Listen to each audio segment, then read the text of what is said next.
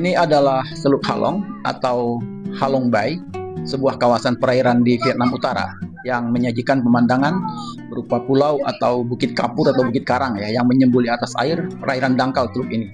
Kawasan ini membentang di area seluas 1.553 km persegi dengan 1.969 pulau kapur yang tersebar di area ini. Pulau-pulau kapur yang berusia jutaan tahun ini berbaris membentuk formasi kars yang unik dengan tebing curam, gua alam, dan juga laguna yang menjadi ciri khas Teluk Halong ini. Keunikan ini kemudian menjadikan Halong Bay sebagai situs warisan dunia oleh UNESCO yang membuatnya dikenal luas. Nah, Halong Bay kemudian makin populer setelah beberapa produser film menjadikannya sebagai lokasi syuting seperti film King Kong dan serial James Bond Tomorrow Never Dies yang dulu sempat kontroversi karena terkait izin pemerintah Vietnam. Perang Vietnam di masa lalu sepertinya masih berpengaruh pada sikap Vietnam terhadap hal-hal yang berbau Amerika. Nah, popularitas inilah yang membuat Halong Bay dikunjungi rata-rata 2,6 juta wisatawan setiap tahun. Bahkan tahun 2017, kunjungan wisatawan itu mencapai angka 7 juta orang. Halong Bay ini telah menjadi ikon wisata negeri Paman Ho atau sebutan negeri Vietnam ini. Sekaligus komitmen pemerintah Vietnam membangun pariwisata negerinya. Komitmen yang tergambar jelas dari fasilitas dan infrastruktur yang dibangun untuk mendukung dan menunjang objek wisata ini. Dan kini, pesisir Teluk Halong ini telah menjadi semacam kawasan kota baru dengan berdirinya hunian-hunian, hotel, dan restoran di sepanjang pesisir dan perbukitan di sekeliling Teluk Halong ini. Bai Chai Bridge atau jembatan Bai Chai, sebuah jembatan sepanjang 435 meter dengan bentuk dan konstruksi yang mirip dengan Golden Gate di San Francisco ini terlihat jelas kalau dilihat dari tengah-tengah Teluk Halong. Jembatan ini menghubungkan dua ujung daratan yang terpisah oleh selat kecil dan menjadi salah satu urat nadi pembangunan kawasan ini.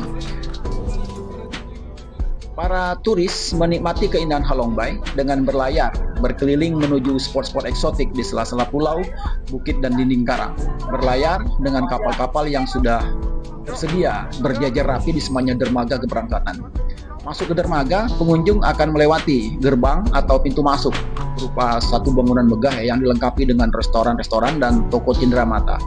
Tiket dan pintu masuk di sini dioperasikan secara digital dan kita masuk atau pengunjung masuk cukup dengan menunjukkan barcode atau nomor pemesanan. Setelah itu, pengunjung akan berjalan melewati dermaga, melintasi kapal-kapal yang berjejer rapi, bersandar di dermaga itu. Nah, sebagian besar kapal itu adalah kapal ukuran sedang untuk rombongan antara 20 sampai 50 orang. Ada juga sih kapal besar seukuran kapal pesiar yang memang disediakan untuk pengunjung mandiri yang ingin berlayar bersama dengan pengunjung lain. Kapal di Halong Bay ini bukan hanya sekedar alat transportasi untuk menikmati keindahan teluk ini, tetapi juga restoran berjalan yang menyajikan aneka seafood selama pelayaran itu.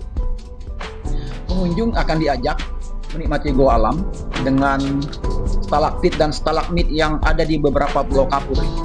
Nah, pengunjung akan dibawa masuk ke dalam gua, melewati jembatan kecil dan menaiki sejumlah anak tangga. Jadi perlu stamina ini. Setelah menikmati pemandangan di dalam gua itu, kemudian pengunjung akan keluar melalui pintu di sisi lain dari dinding bukit itu. Nah, para pengunjung juga berkesempatan masuk ke dalam laguna menggunakan sampan kecil dengan seorang pendayung. Seorang pendayung adalah nelayan setempat yang memang sudah dijadikan bagian dari wisata pariwisata ini. Masuk melalui pintu atau gerbang alami Pulau Kapur itu.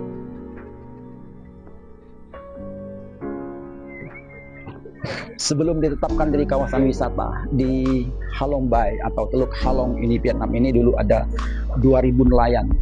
2.000 nelayan yang menempati tempat ini yang kehidupan hari-harinya tergantung pada sektor perikanan atau nelayan. Tetapi kemudian sejak kawasan ini dijadikan semacam kawasan wisata yang kemudian ditetapkan oleh UNESCO menjadi kawasan warisan dunia. Dan hari ini kita bisa melihat bagaimana keseriusan Vietnam membangun industri pariwisata dengan membangun infrastruktur dan sektor penunjang bagi kelancaran orang untuk mengunjungi kawasan ini. Nah, Indonesia sebenarnya tidak kalah karena kita memiliki banyak sekali alam yang sangat beragam ya, yang bisa kita eksploitir menjadi kawasan yang seperti ini. Tapi catatan kita harus serius. Bagaimana kita belajar dari Vietnam? dalam buku Pengayuh Gelombang yang saya tulis, salah satu semangat atau spiritnya adalah bagaimana kita menjadikan alam itu lestari. Kalaupun kemudian ternyata di situ ada industri strategis seperti timah di Bangka Belitung misalnya, bagaimana kita mengeksploitasinya dengan lebih arif dan bijaksana dan bisa memajukan ekonomi tanpa merusak ekologi.